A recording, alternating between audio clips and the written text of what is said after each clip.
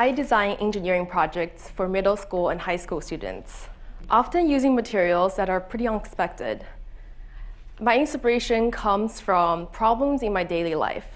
For example, one time, I needed a costume to go to a comic convention, but I didn't want to spend too much money, so I made my own with a light-up crown and skirt.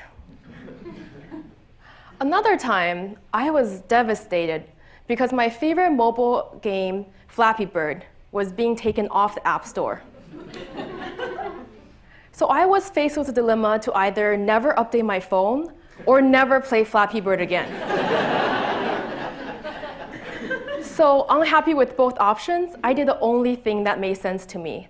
I made a physical version of Flappy Bird that could never be taken off the App Store.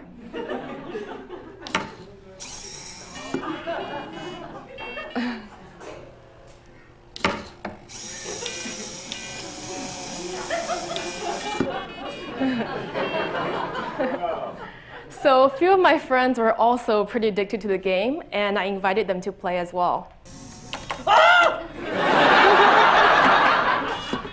What the heck?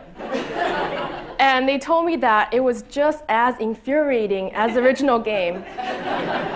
So I uploaded a demo of this project online, and to my surprise, it went viral and had over 2 million views in just a few days. And what's more interesting are people's comments. A lot of people wanted to make it their own or ask me how it was made.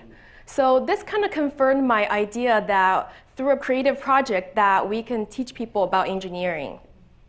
So with the money made from the viral video, we were able to let students in our classroom all make their own game in a box.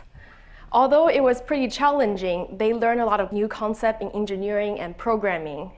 And they were all eager to learn so they can finish the game as well.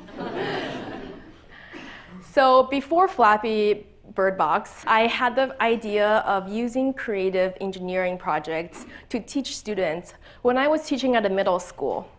We asked our students to build a robot from a standard technology kit. And I noticed that a lot of them seemed bored. Then few of them started taking pieces of paper and decorating their robots. And then more of them got into it. And they became more interested in the project. So I started looking for a more creative ways to introduce technology to students. So what I found was that most technology kits available in school looks a little intimidating. They are all made of plastic parts that you can't customize. On top of that, they're all very expensive, costing hundreds of dollars per kit. So that's certainly not very affordable for most classroom budgets.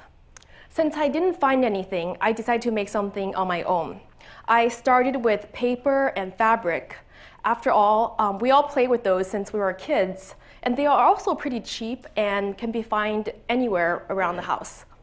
And I prototyped a project where students can create a light-up creature using fabric and googly eyes. They were all helping each other in classrooms and were laughing and discussing the project. And most importantly, they were able to insert their own creativity into the project. So because of the success of this project, I continued to create more engineering projects to challenge my students. And I also started to take these workshops outside of school and into the community. And something really interesting happened. I noticed a lot of people from very diverse backgrounds started coming to our workshops. And specifically, there were a lot more women and minorities than I expected, and that you wouldn't usually see at a traditional engineering workshop. Now, take a look at this employee report at a major technology company in 2016. Women make up only 19% of the technology workforce, and underrepresented minority make up only 4%. This statistic might look familiar if you walked into a high school robotics club or a college engineering class. Now, there's a wide variety of problems that contributes to the lack of diversity in the technology force. Perhaps one solution could be to introduce technology to students through creative projects. I'm not saying that this could solve everything, but it could introduce technology to people who originally wouldn't be interested in it because how it has been portrayed and taught in school.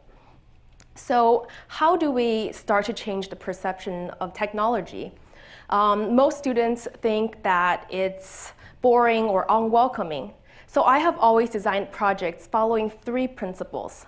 First is having a low floor, and that means this project is easy to get started. So take a look at this tutorial. The first project we ask students to learn is to make a circuit on paper. As you can see, it doesn't take very long to learn, and it's pretty easy, even for beginners. And having a low floor also means that we are removing the financial barrier that prevents people from completing a project. So with paper, copper tape, light bulb, and a battery, people can complete this project for under $1. So second principle is having a high ceiling. This means that there's a lot of room to grow and students are constantly being challenged. So at first, it might just be a light-up creature, but then you can add sensors and microcontrollers and start to program the creature to interact with its environment. And finally, the third principle is customization.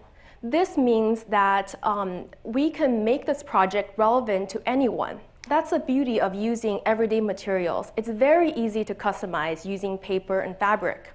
So even if you don't like Flappy Bird, you can still make your own game.